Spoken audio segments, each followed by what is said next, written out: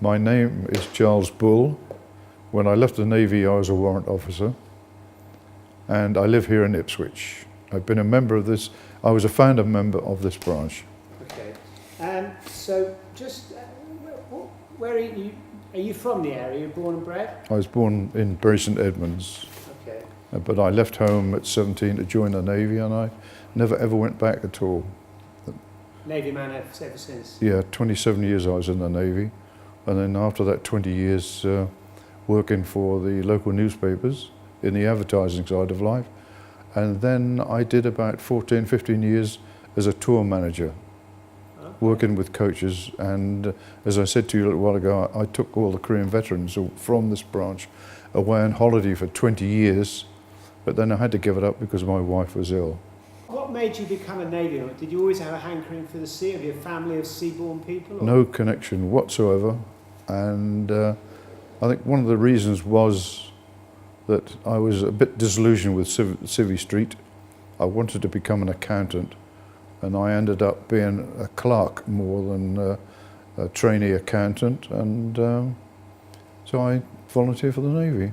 So if you were aiming to be an accountant, you must have had a reasonable education. Yes, I went to the grammar school at Bury St Edmunds, yeah. And when you were at the grammar school, were you taught about the Far East and Korea and places like that? Well, the Far East and Korea really didn't exist in those days.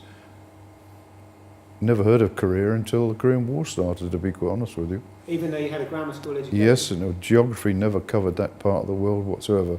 It was just European geography that we were dealing with. Amazing, isn't it? And well, that schooling, I'm afraid, it's frightful, really. Then it's like history.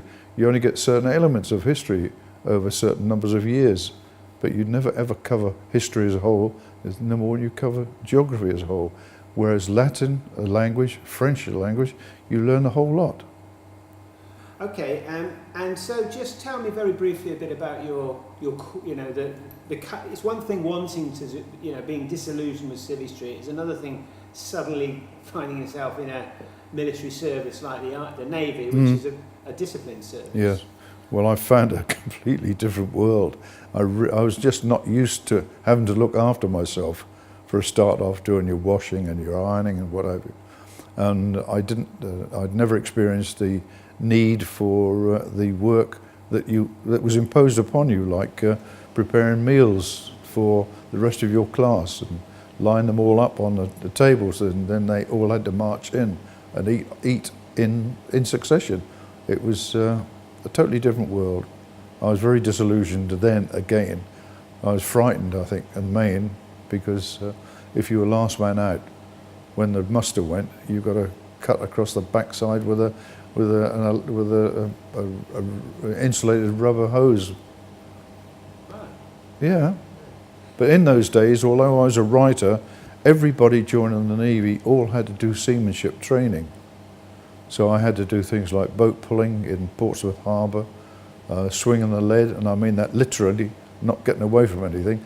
And luckily, on one occasion I was doing that, and my instructor pulled me out of the way because the lead itself, at about a 14-pound lead, was descending straight down. It didn't complete the circle, and it would have hit me straight on the back of the head. But he pulled me out of the way, saw what was happening. Lovely old man. He was like our father, really. You were a Chatham rating, is that right? Yeah, Nor Command, yes. Nor Command, yeah. Yeah. What was Chatham like back then? Pardon me? What was Chatham like back then? Bloody awful. And we actually ended up living in St Mary's Barracks in the stables. Well, we didn't live in the stables, but our accommodation was in what used to be the old haylofts over the stables when they were refurbishing what had been our dormitory in the main barracks. So yeah, and unfortunately, I was duty one weekend, and laying in bed, and I suddenly realised I was getting wet. And what the situation was that the water tank, because there was nobody there at the weekends, just carried on filling up and filling up and filling up, and water spilled over and down through the roof and onto me, yours truly. Not a pleasant life. So when did you sort of, you know, pass out and then get assigned to a ship. And was your first ship the Kenya? Yes, it was. But before that, I actually worked in the drafting office in Chatham Barracks. And then after that, I went, of all things, to an RAF station in Norfolk, the Naval Air Fighting Development Unit, where all new planes being brought into usage in the service were all put through the paces to see whether or not they would be available for use, or if they were any use at all, as a flight, an aircraft to go on an aircraft carrier. All air-to-ground bombing and air-to-ground strafing and all that kind of thing. Quite exciting. Yeah, it was, yeah. And that was my... Why were you moved from there to the Kenya then? Well, the Navy just drafted people. It's not like the Army where they move regiments complete. In the Navy, they move people as the vacancy occurs. From there, I went into Royal Naval Barracks at Chatham, and the chap I was supposed to relieve was connected to a leading Wren on his section, and he didn't really want to go to sea. He didn't want to leave her. It was true love, and so I volunteered to exchange drafts with him, which is what I did do, and then started, I think, probably the hardest time of my life in the Navy. We were the work. I went to work in the pay office there, and the actual ledgers. They were complete ledger work, handwritten ledgers at that time, and they were about 6 months adrift on the ship, and myself and 2 other writers worked quite often at night time up till midnight, and used to get ordered to get turned in by the officer of the watch doing midnight rounds. We had no chief writer.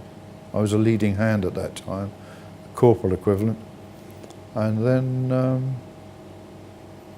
yeah, we caught up to date, and so that when we went into Portsmouth after our first sea trial to pick up stores and refuel, we were then able to land all the old paperwork necessary to catch up to date.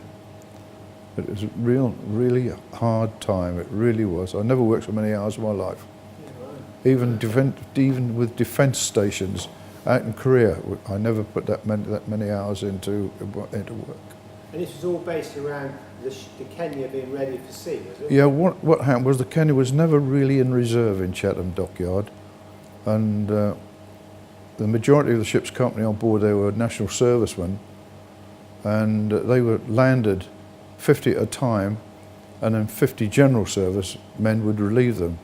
So every time, or despite the fact we were way behind with our paperwork, we still had to get the pay documents for those people closed up and sent off to wherever they were going. So that was it. That was the major problem with it. It wasn't an easy transitional period to relieve the the national service crew to the general service crew. Yeah. Okay. It was a good experience, though. And were you doing that work at Chatham or on board? On board. So what was it like for you to see the Kenya for the first time? Can you remember how you felt when you went on board? Awed, overawed. And of course, because the ship was undergoing the need to bring her up to scratch, ready to go to sea, we had to move around different places on the ship. So places I slept in were places that which I never ever slept in when we actually put to sea. So we would just put where it suited people to be out of the way to sleep, so it wouldn't interfere with work. And as a Suffolk lad, had you been out of the British Isles much? Not at all. Not at all. The furthest I ever went was Felixstowe on my bicycle. Yeah, that was somewhat, yeah. And so first stop, Malta? Yep. Yeah, my first effort at steak, eggs and chips. And the eggs all tasted medicinal. And people reckoned, because there were no chickens on the island, that all the eggs were imported, and they were inoculated, for choice of words. They put a needle into them so they would hold longer. I don't know if it's true or not, but they did taste medicinal. Did you go around the island with the Padre? I can't remember now. it was one of their jobs. The Padres on board were responsible for the welfare and the outgoing needs for the ship's company. We had all three. We had a Roman Catholic. I know we ended up with an Irishman as the Church of England, which always made me smile a bit. And I think we had a Methodist Padre on board as well. Any other memories of Malta, or just those hideous eggs? The delights of the gut. Seasickness? No, it was called. It was a place in Malta called the Gut, Stratastrasse, and that was where my first insight into the other side of life came about. Yeah.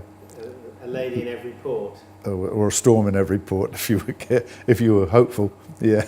No, I didn't. They frightened me actually, because they were invariably they were Malta prostitutes proper, and they were licensed, and they used to wear a brass tag, big brass tag on their blouses, what have you, with the words stamped on them, or letter stamp MP Malta prostitute, and their registered number. But they were generally ugly beasts. They really were. Oh God, majority of them have got lovely sets, you know, beards and what have you. But I don't know. I suppose 7 pints beautiful. Good man. Well, you were a young man. Yeah. Malta to Colombo. I'm interested to know. Did you remember Bevan coming on board? Yes, I do remember distinctly. Yeah. Yeah. What was he on board for? He came on board for some meeting with I can't honestly now remember, but I know he came on board with his entourage. And we were taking him to Colombo, I think it was, for a meeting, maybe a foreign secretary's. I don't know. I can't remember that. But he was a sick man, a very sick man. There are occasions like we were supposed to be having a concert on the quarterdeck on one occasion, and because he was down in the captain's quarters, living down there, directly under the quarterdeck, then it was postponed because he was ill. He was severely ill.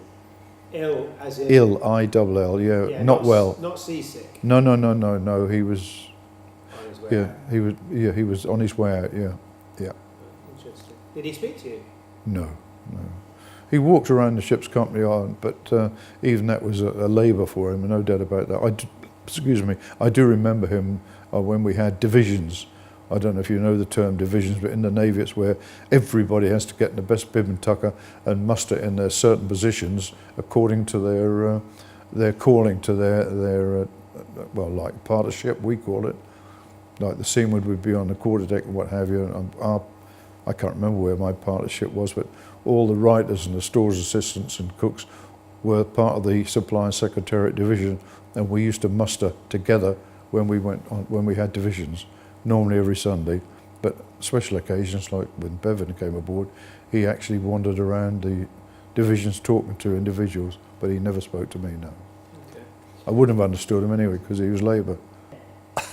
Colombo was fantastic because there was trouble in Burma, as it was in those days, with the communist side of life, and we actually took items up to Burma, up to Rangoon, in the hope it would appease the situation up there. I can remember we took bow saplings from the bow tree, a split pea and a tooth or something like that, and it was all brought to the ship with a big parade of elephants all in fancy rig and Kandyan dancers. I'd never seen people dance like that. I didn't know a man's body could do the way that they danced. I could understand a woman doing it because the pelvic structure is different. But these, well, perhaps they were women, I don't know, but they were men, I'm sure. But then we took it up to Burma, and we went up the Irrawaddy, and then, gosh, it's all coming back to me now. And we were there 3 or 4 days, and whether or not it appeased the situation, I don't know. But then from there we went to Singapore, and of course, then we'd got the trouble there again with the communist situation in Malaya as it was then, and so we were then involved with that to a slight degree, because we used to have to land people off our ship's company to go on patrol boats up and down the minor rivers with guns, brain gun forward in the boats, to fight the communists, to help the army out. That was with the Marines. Marines and the army, yeah. Our Marines went ashore, a whole lot, if I remember rightly, went ashore, but in the main it was supporting the army that our people went over there. But it was not very pleasant because if, for instance, you were on what we call a Liberty bus, a bus that would take you into Singapore from the dockyard, you're just as liable to be shot up with a machine gun as you went through Nee Soon, things like that. So your outgoing was limited really to the dockyard area. Okay. Well, and what about the 28th of June? Do you ever remember being told about this sort of country that you've never heard of? Well, we'd finished in the dockyard, our docking down, and we'd had the ship fumigated to get rid of the cockroaches. Well, twice they fumigate, because cockroaches, when they die, they automatically lay an egg. And the egg then comes to life, so you have to fumigate again a second time. It's okay, it was no real smelly situation on board. And from there we went up to, on our way up to Hong Kong, when the Korean War broke. And so we called into Hong Kong just long enough to take on oil, water, and pick up mail, land mail and pick up mail. And from there we went up to a place called Sasebo, we always called Sasebo, and we then became the depot ship there, landed and set up the British naval base there. How is an announcement of a war given to a naval crew? Do you remember it? The captain would have put it over the SRE, the sound recording equipment, but I don't remember that happening. I'm sorry, I don't know. Yeah, so you were really very much the first Royal Naval boat out in the Korean War. We were, yes, yeah. Well, that's not really true. There were one or two C-class destroyers who were detached from Malta, from the 8th Squadron there. They were sent up there, but they were only up there for maybe a month at the outside, and then as soon as we arrived, they then went off back to Malta. Okay, so just explain what you're doing then at Sasebo. What were you doing? What was I doing? I was doing pay ledgers. So what does that mean? I was looking after the pay for all the seamen and the communications and the Royal Marines on board ship. And is that for every man on board, or is that for stuff that's been taken off board? And just explain. Well, it wasn't a cash account, but not a proper cash account. It was purely the pay accounts for all the men on my section, which were all the seamen, all the communicators, all the Royal Marine Band and all the Royal Marines. So I had to arrange their pay every payday ready for payment. But during Korea, we didn't always pay on it. In those days, payment was every fortnight, not every week, every fortnight. And we didn't always do that in Korea, because if we were at sea, there was not much point in paying people. There was nothing for them to spend the money on. And also it was a safety factor. It meant there was not so much money circulating on board ship. And so therefore we used to pay as we entered harbour, so that the first watch ashore, they'd got money in their pocket to go ashore with. And did you actually physically have this money on board? Oh yeah. And did you have it, what was it, held in a safe? It was in a whacking great big safe, yeah. Yeah, I don't get me wrong, I wasn't responsible for that. I was only responsible for putting how much pay that people should get on a payday. And then I would call out the names from the ledger, and the pay we would already have put up into envelopes, and the paying officer would pay the men. The seaman would come, stand to attention, off caps, cap in front of him, a pay book open in front of him, with the face down, so that the paying officer could identify him with the face, and the money would then be put on top of that. He would salute on caps and off he'd go, or on caps and then salute and off he'd go. Did you ever get it wrong? Couldn't afford to. I couldn't afford to, I'm sorry. No, That's all right. no way. Okay, that's interesting. I've never heard that before. All right, well look, let's We used to have ledgers every quarter in those days. Not like now, everything's done on the computer, but it was, yeah, every quarter we had to write up handwritten ledger, old ledger to the new ledger. We used to have to close up all the old ledger. We had to count down, balance across, carry it all forward to a complete assessment of all the payments that had gone out, which used to go off with the ledgers to the Director of Naval Accounts. now known as the PDA, the Principal Director of Accounts. Just talk a bit about what you recall of the ship's involvement beyond Sasebo. I mean, what else was it getting up to? Are there any moments that you can recall? Oh yeah, I can remember going up our patrol area was the western coast, and we didn't see much activity there at all, luckily I suppose. We picked up refugees in certain places, we picked up airmen that had been downed, and I can distinctly remember seeing American servicemen back to back, hands tied together, picking up out the water, you know, where they've been tied back to back, hands to hands, and chucked in the water to drown. Picking things like that, incidental things, and yet things that stick in your memory. I can remember we had a mother in some bombardment somewhere. The North Koreans had hit. It was a boat or a village, I don't know, but we brought an injured mother and a brand new born baby on board, and the sick berth people looked after that, or tried to, but the baby died. But we then landed the mother in Sasebo after we arrived back off that patrol. So we used to go invariably on the western coast from our base. We used to do fortnight, 3 weeks patrol, which was rather boring, but films are a very necessary part of life. We had... how far offshore are you? Oh, within sight of land all the time, because if necessary, if there was an item that could require a shell to be lobbed at it, then a shell was lobbed at it. Like if we saw a lorry, an army lorry going along a coast road, we would open fire on it, either 4-inch or 6-inch gun.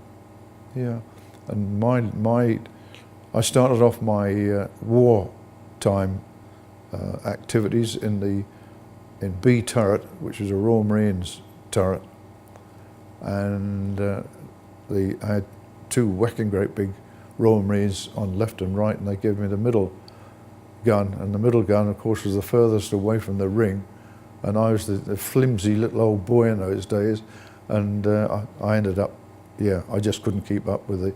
There was one bloke driving the ring, so he was feeding shells all the time to the people loading the guns, but I just couldn't keep up with it, and I'm afraid that B turret was firing 2 guns at a time instead of 3 quite often. I was moved rapidly from there down to the quarter handling room, and when you went to action stations, you went down there and you could not get out.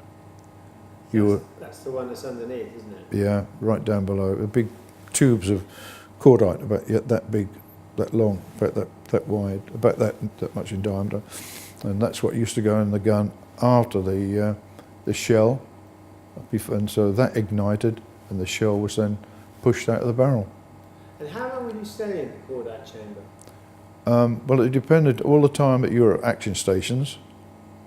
But then if we went to defence stations, it meant 4 hours down there, and then 4 hours back. You had to go back to the office and work, catch up on your work, and then back down again. So you're 4 hours about officially, whereas the rest of the ship's company did their 4 hours and they went and got the heads down.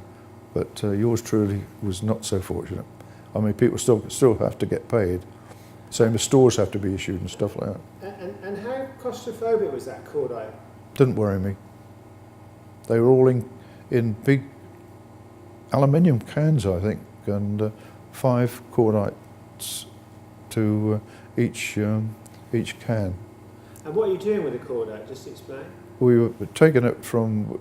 We were actually given numbers that we had to on each of the cordite cases were numbers, and they were like sell-by dates on them, and so you could only take cordite from them. You just couldn't lob from the nearest canister.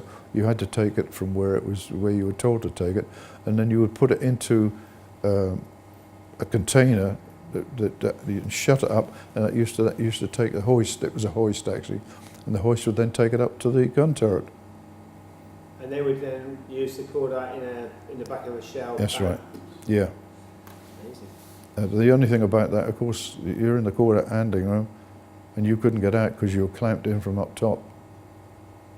No way out. Because obviously when we hear about the Arctic convoys, we hear about people having, the ship's got top heavy and occasionally, Yeah. they barrel roll. Mm. Just, what were conditions, what were sea and weather conditions like In Korea, sometimes, you'll go gale force. I can remember in the middle of real big gales, our trunking coming down, that's the air conditioning supposed to be, coming down. I can remember something which doesn't happen now. All the overhead, all the deck heads were plastered with asbestos, and that used to come down. Any crockery, what have you, if you were unlucky, that went down, and you were only allowed so many cups and saucers, or saucers we didn't have, sorry. Cups and plates, any of those went, and if you exceeded your allowance for your mess, it meant that somebody had to go and wash up a plate before they could eat their food. And water sloshing about on the deck, people being seasick, and of course you're clamped down, you've got deadlights over your scuttles, what you would call a porthole, I suppose, a scuttle, and then a metal deadlight would go over that so that no water could come in, but equally no air could come in either, and it was pretty disastrous at times. And in winter, we used to get called around about 4 o'clock in the morning if we were near the Manchurian border to go up top and chip the ice off the guns, because the ice from the sea formed so thick that if you'd have tried to move your gun turrets, their electric motors were driving them, and the turrets would burn out because the ice would stop them from moving. Yeah, you normally used to get called about 4 o'clock in the morning to go up and chip ice. Luckily, I didn't have to do that. I just had to muster at 4 o'clock and make sure that my particular working hands were all there as they should be, and then allocated to a certain part of the ship or a certain turret to start chipping. Was it cold enough for the sea to freeze? Yeah. So the sea froze? Yeah. So all the water from the sea during the night would come up over the forecastle and it would freeze on board. Oh, I mean in the sea then? Oh, there were ice floes in the sea as well in places, yeah. I didn't know that. What are you talking about? 40 below? Oh, yeah. I know it was chilly. More than chilly. As I said, the army were very, very keen to point out that we had hammocks to sleep in at night time, where if they were unlucky, were able to sleep in a slit trench. Yeah, shocking. What about subs? Did you ever see the Perch or any of them?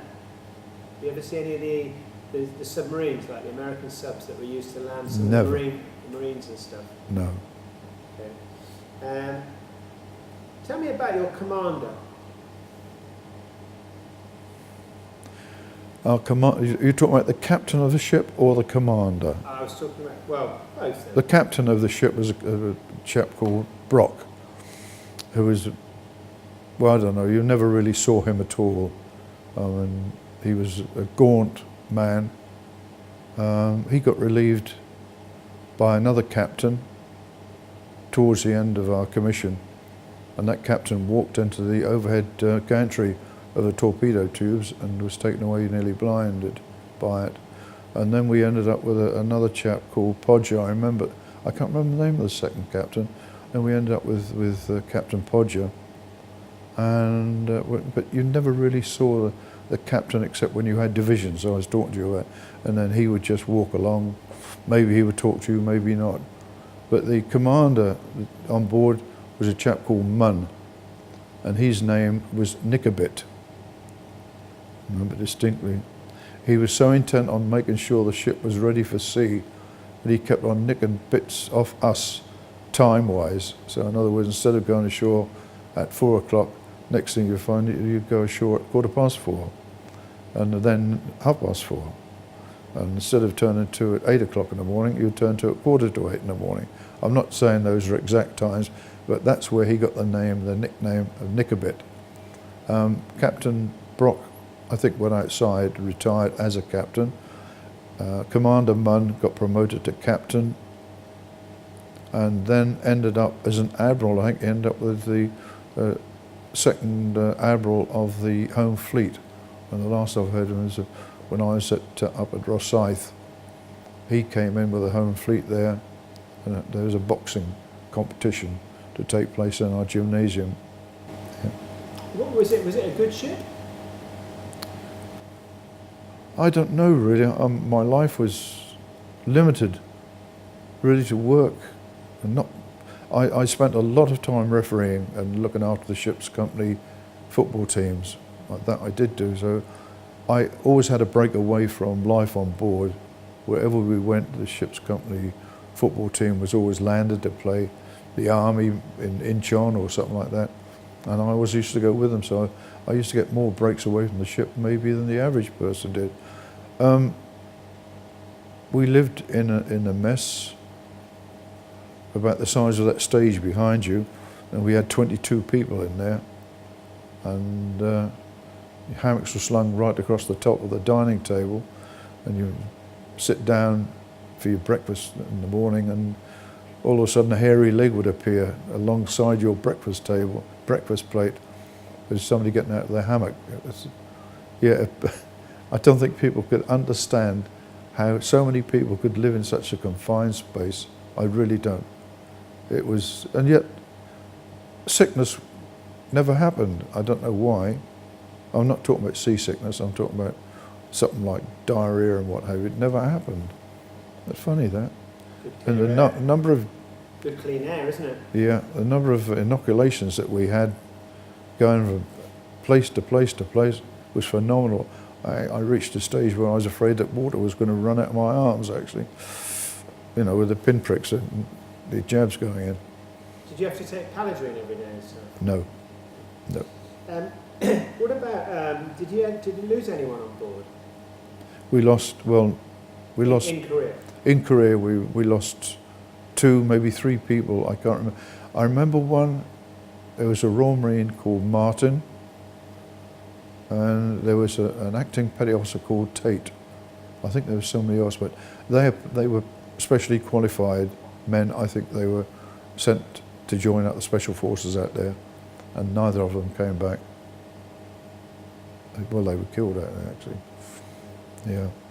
Didn't have to do any burial at sea then? Yeah, we did actually, but we had one Royal Marine put aboard us for burial at sea, and then we quite often buried like American servicemen that had been picked up out the water. We buried them at sea as well. Rather a moving ceremony that is, believe you me. Yeah. Does the whole ship's company turn out for something like that? Generally, yeah. Even though it's an American or? Yeah, it didn't make any difference. But well, it depended what time it was. If the defence stations were on, half of your ship's company were closed up at action stations, you see, so you couldn't have had the whole ship's company there for that. But I think it was in the main a voluntary thing, but yeah. It's interesting that you take Americans on board though and bury them. Well, yeah, we couldn't take them back aboard. We couldn't take them ashore because we maybe picked them up at the sea. There was no mortuary on board? No. Oh, they used to put them in the cold rooms, yeah. You know, where the meat was stored. Bodies used to be put in there. Yeah. Did you deal with other navies in terms of operation? Yeah. Yes, Canadian. And I can remember one destroyer called the Sioux. We see when we went to sea, we always had 2 destroyers escort us, and yet we could outstrip them. We ran normally off 2 inboard boiler rooms, but if necessary, we could also connect up 2 outboard boiler rooms. And on one occasion, we outstripped a destroyer at sea when we went to pick up some Americans somewhere, and we could get up to 29, 30 knots in a cruiser, which was something not heard of normally. It was something which didn't happen very often because it was a very expensive situation. And then we had quite a lot of Australians, the Warramunga, I remember. Dutch, I remember, were there as well. Germans, no, but Dutch and Belgian, the Dutch and the Belgians were all Freiwilliger volunteers, that they were the actual servicemen but they were all volunteers to serve in Korea. I think the enhancement of cash was the thing that took them away. Okay. You mentioned that you had some downtime in terms of football was a good release for Yes, you. it was, What yeah. about other R&R? Did you ever go into, you went to Sasebo, did you ever go back to the mainland Japan? We went to Curie a couple of times, and we had R&R at Curie, but not for very long, maybe 4 or 5 days, that's all, because shipping was at a premium out there, you know. If we went away, what ship took our place on patrol? That was always the problem. You had the Jamaica, I think the Belfast was out there as well, the one that's laying in the Thames at the moment.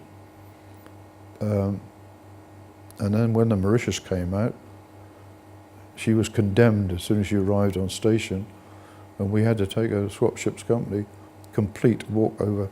I can't remember, they put 2 gangplanks, one forward and one aft, and one ship's company went from on the aft or the forward, so you changed over complete ship's company in a day, less than a day, and we brought the Mauritius home, but she was condemned as soon as we took her up to heaven and got up there, and she was condemned then as being unseaworthy, and yet, yeah. What was wrong with it? Rust.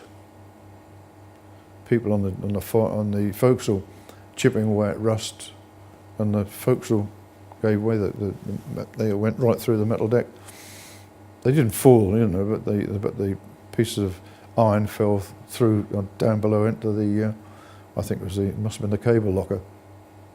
So that must have made your work more difficult then. So you've got a brand new sort of company of people that you're managing or did their papers and their writer? I took our stuff, our paperwork completely over to that ship.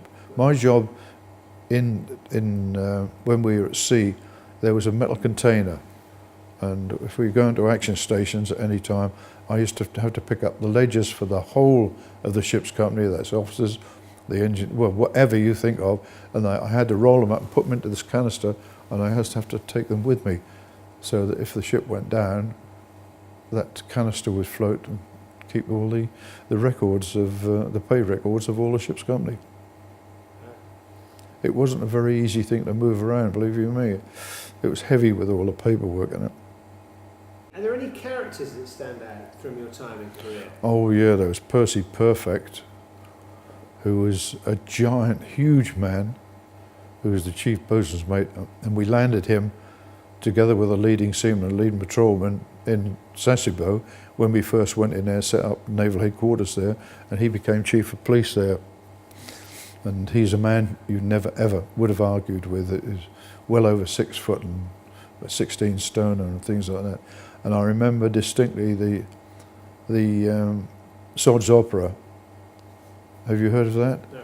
It's not Sods as a swear word, it means ship's own dramatic society, but it is a Sod's Opera, and some of the things that used to go on there, and the songs and the ribald remarks, comments and what have you, but you had to make your own entertainment, and the films on board were well and truly, one of our hangars was given over to a cinema, and that was a great relief to be able to go and see a film. So every time we met another ship somewhere, used to do a transfer of a ship. So we say we were going up the coast and the ship was coming down, we'd do a transfer at sea, and it meant that we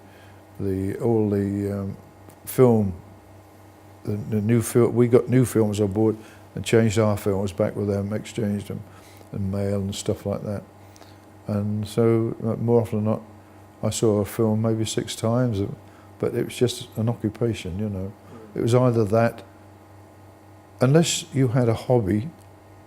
I mean, a lot of people made different items, like I can remember one chap made an LCT, landing craft tank, out of matchstalks and all things like that, and I would never have had the patience to do it. Other people used to make rugs, you know, the old clipper going through and pulling the rug pieces in, knotting them, whatever. But no, I never had a hobby on board. My hobby was looking after the football team. Well, looking after the team is a bit of an exaggeration, but I was a referee for about 19 years in the Navy, but at the same time, I used also to look out for the teams as much as possible help with the arrangement of football matches. And I can remember in Japan, because in Sasebo we only had one football pitch for all the British, well, for anybody who wanted to play football. And I can remember refereeing 3 matches continuously, because A, there was a shortage of referees, B, there was a shortage of grounds, and C, it was more easy, for the ship to send a football party away in a boat to take the old one back, and so you carried on like that. But the surfaces weren't all that great, I must say. It was mud, it wasn't grass. Yeah. And when did the Kenya when did you know that the Kenya was coming back and it was, had done a time in Korea? Well, we were told when we first commissioned that we were lucky. We were the first ship, and this is something that puzzles me. Nowadays you hear about the different loneliness factors of servicemen. We were told we were only going to do 2.5 years in commission, because prior to that, ships like the London and the Norfolk and the Suffolk had to do 3 years out on the Far East Station. We didn't have the luxury that the American Navy had, where their ship's company were split into 3, and they used to relieve 1/3 every 6 months. So they never had to have a work-up period, because the new 1/3 slotted in to take the place of the third that had gone off. I think they do that now, and well, actually they relieve whole ships companies now by air, the smaller ones out in the Persian Gulf. But we were told that we were lucky. We'd only do a 2.5 year commission, but then we were out in Korea for 13 months. 13 months, and we were then told, we were not going to be home for Christmas, and Christmas 51, and then we were told we were going to go home. Simple reason that we had the ship's company exchange with the Mauritius, and I think there was expediency then, rather than lose 2 ships on station, for the Mauritius crew to take her home, and then for us to go home maybe a couple of 3 months later. They decided to swap over ship's company and left the Mauritius crew on board the Kenya, and we went aboard the Mauritius and brought it home to England. What was it like being on a condemned ship? Did you have any feeling about it? No, not really. Didn't really notice it. We didn't even know what was wrong with it, We heard stories of the chipping hammers falling through, but there again, all scuttlebutt, you never knew if it was true or not, or whether it was some Matlow trying to be big, Did you feel relieved to leave Korea? Had you ever felt unsafe there? No. I felt secure on board the ship. That's it. Yeah. Did you ever see any Chinese aircraft or anything? Yes, when we were up on the Manchurian border, we did see Chinese aircraft. We fired on some as well. But we picked up a couple of MiGs from the Yalu River, which is right on the Manchurian border, and that was pretty tense. That was, because it's only about 40 miles away from the nearest Chinese airfield. But I don't think when you're young you even think about things like that. And what about now, so many years later? How do you sort of feel about Korea now? I'm very worried about it. Very worried about it, because you never know where that's going to end up, actually, because I think that if they did start doing things which they shouldn't do, then I think that Korea will just not exist anymore. If they release an atom bomb or a nuclear bomb, South Korea would just disappear, and North Korea would suffer the result of that as well. I understand, I don't know if it's true or not, but South Korea pays North Korea so much money for keeping the peace. Whether it's true or not, I don't know. But there have been 1 or 2 instances a South Korean ship was sunk, last year it was now. And there's always incidents there in the demilitarized zone. I've never been back to Korea. I've no real desire to go back. The Koreans do sometimes do trips for ex-Korean veterans for Korean veterans to go back there and go up to the different cemeteries and places like that. But I've never what? You never went into Busan?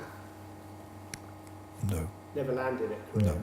I landed in Korea in Incheon, but that was only with the football teams, and that's where I saw the army really at work, at life, in a rest and recuperation camp Yeah. at Incheon there. And when we pulled up there in a lorry, we used to pull in every now and again, and all day long we would ferry bongos from ashore to the ship and give them a Sunday lunch and let them have a shower and what have you.